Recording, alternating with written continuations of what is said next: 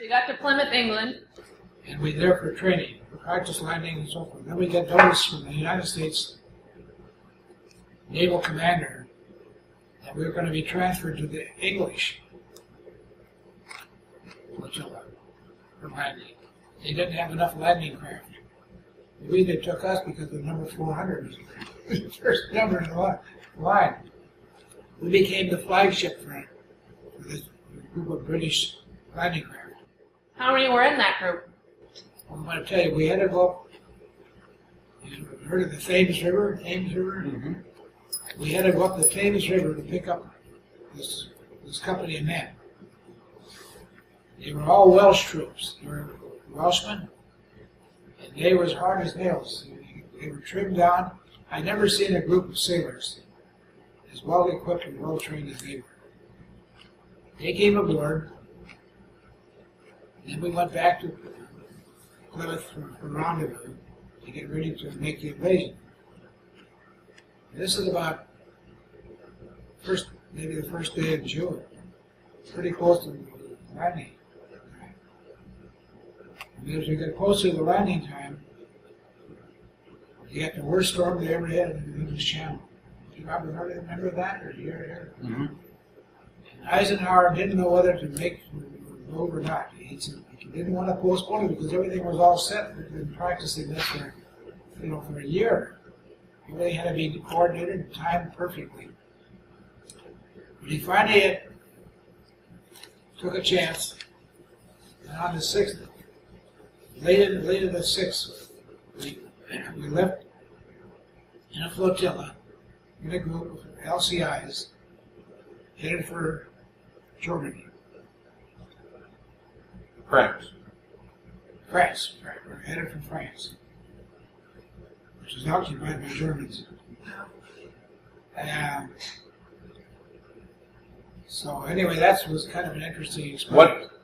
What beach was your target? Do you remember the name of the beach? Was it Omaha? We were Gold Beach. Oh. Right next to Omaha. Gold Beach, it was called? What? Gold Beach? Yeah, it probably was in that book, Jenna, but there was Yeah, I remember. there was a whole strategy that I've seen on the History Channel where they tried to fake the Germans out thinking they were going to land on a certain beach. And they actually... Right, I remember landing on different beaches. And when we came in to land our troops, we couldn't make it because the tide was, the waves were so high. So the captain said, we were all the officers up in the conning tower with him, trying to decide how we were going to bring these 200 soldiers in. And what was your job on the boat, Grandpa? Were you you weren't the soldier, you were helping to run the boat, or what was your job? I was engineering officer. I was in charge of the guns. The guns. So you manned the guns on the boat. No, I didn't man them, but I was in charge of them. What do you mean in charge of them then? All the personnel. Maintenance. Oh, okay, all the mechanics. Parts. What was your rank? What was your title in the Navy? At that time, I was just an ensign. An ensign in the Navy. Okay, so, all right, sorry, go ahead. So you were then talking... Anyway, we then decided after we were sitting up there, the rain was coming down and the waves were coming down, and we saw all these small little LCVPs being demolished by the Germans. They were trying to make the first wave. It's very scary. Soldiers turned face down in the water with life jackets on, a lot of bodies floating in the water. So the captain said, "What should we do?" So we all said, "Well, I think we should turn around and come in at an angle, because we can't make it straight in." The Germans had barricaded the beach with railroad rails stacked one on top of another with lines hanging in the middle. In other words, if you hit one of those obstacles, you'd blow up your ship. We came in at an angle, and we missed every one of those. When the boat settled, the tide rises and falls a foot an hour. So after we landed our troops, the time we got them all off, the tide had gone out, so we were high and dry on the beach. What'd you do then? Wait until the tide came in again. So you stayed on the boat this whole time? Right. And everybody was fighting and shooting all around you. Oh, yeah. Just like the 4th of July. This was your first experience with war. It was my first experience.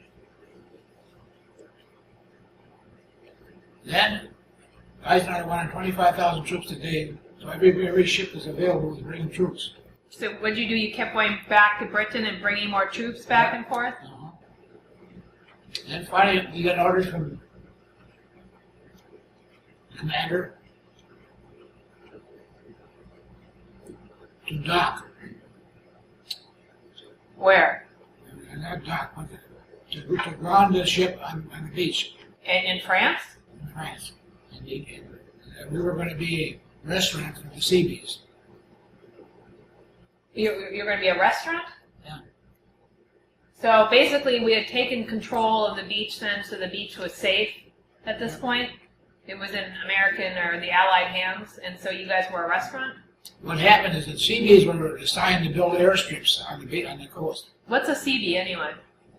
They called them the Seabees, a special class of day of sailors Okay. who were in the task of building roads and building bridges and whatever had to be built, the Seabees there. Anyway, so we became a restaurant for the Seabees. They were building landing strips so that they could bring the wounded back to Great Britain. So then you just stayed there on the beach in France for... About a month. Huh. Did you ever get off the ship? And what? Did you ever get off your boat? Yeah. So one day we asked the captain if we could go ashore. He said, sure. This is about maybe June 10th, something like that. That's 4 days after D-Day? Yep. Okay. So we went up and we saw all these young German boys that got killed defending their stations on the coast.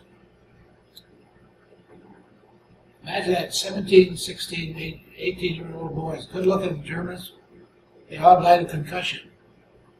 These huge guns from the warships, just the concussion sound from these shells coming in was so immense that it would Bust your bust the eardrums, and it's like a concussion of the brain. You'd have a brain concussion. You wouldn't, there wasn't any.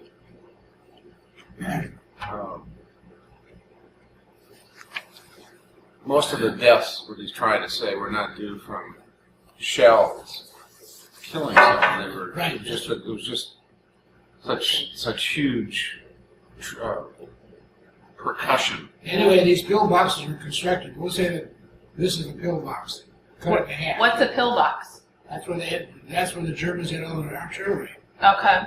So just say that we take this table and cut it right in half.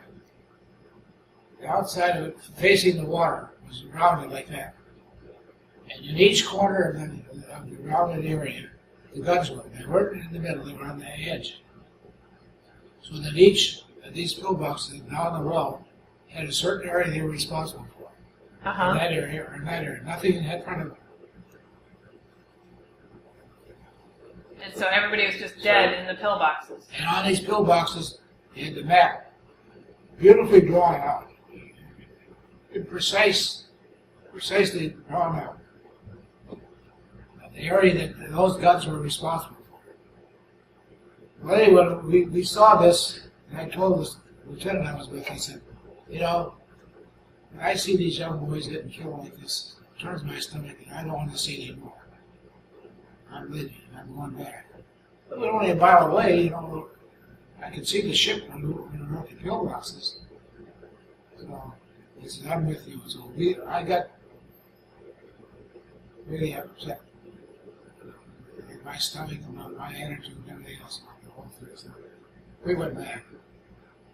And we would take advantage of all these human lives. Young boys that just were kidding out of I'd say high school area. Be killed. It's too much for me to take. So you were stationed. So you stayed on that beach though, as the restaurant for a month. Yeah. But You know, I often wondered, like, when you were talking about this, Grandpa, when you would see all those dead bodies of, you know, the enemy, and what you were losing all of your friends to fight them. Yeah. When you saw, like, these German soldiers that had died, is it more that you felt anger towards them, that you were over there having to fight them, or is it you felt sad for them because they were just these young boys caught up in this big mess like you? I was angered at Hitler and the regime. They did this for humanity. You know, Right. I lost a lot of my friends. I know. Yeah. We'll say the 5 basketball players that played on the championship teams in high school, we lost 3 of them. Wow. The 2 of them. One later on. So, you know, when you think about it, war is not something to just talk about. It's terrible.